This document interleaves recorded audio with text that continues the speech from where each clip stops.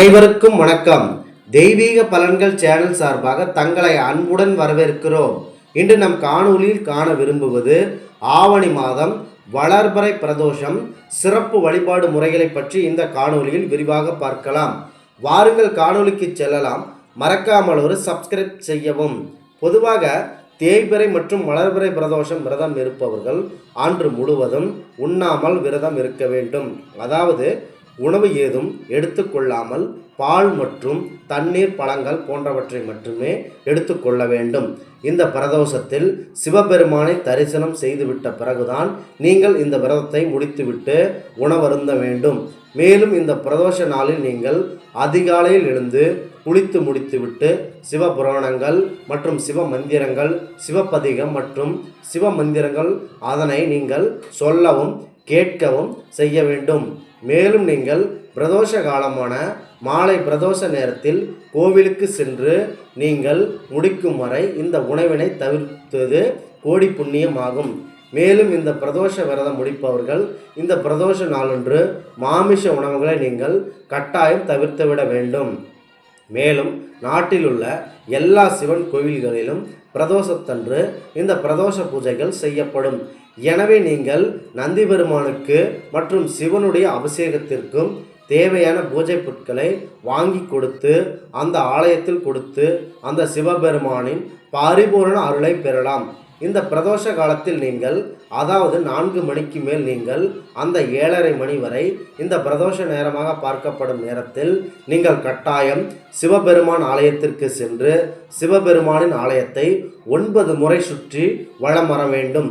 இது மிகவும் புண்ணியமாகும்.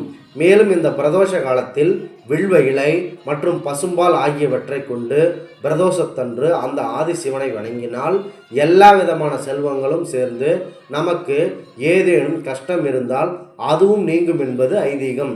மேலும் நீங்கள் இந்த பிரதோஷ காலத்தில் 11 பிரதோஷங்கள் நீங்கள் கட்டாயம் விரதம் இருந்து அந்த பரம்பொருள் சிவபெருமான் அவர்களை நீங்கள் வழிபட்டால் அனைத்து விதமான சக்திகளும் நமக்கு கிடைக்கும் என்பது பார்க்கப்படுகிறது.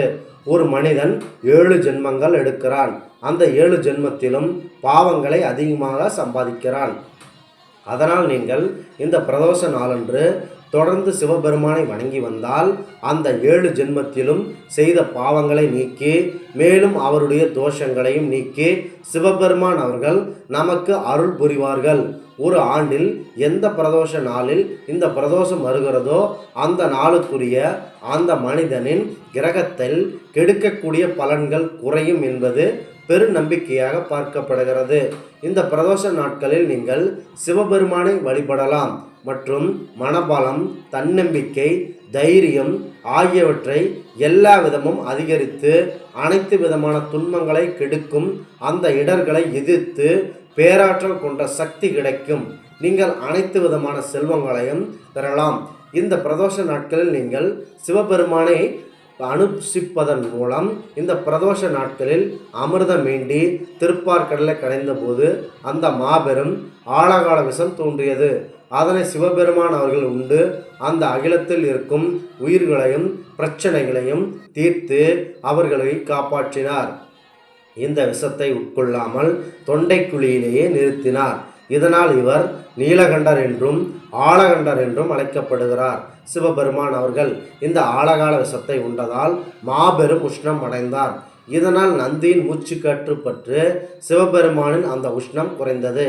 அதனால்தான் பிரதோஷ காலத்தில் நந்திய பெருமானுக்கு அருகம்புல் சாத்தியும் காப்பரிசி படைத்தும் நந்திய பெருமானை வழிபடுகிறார்கள்.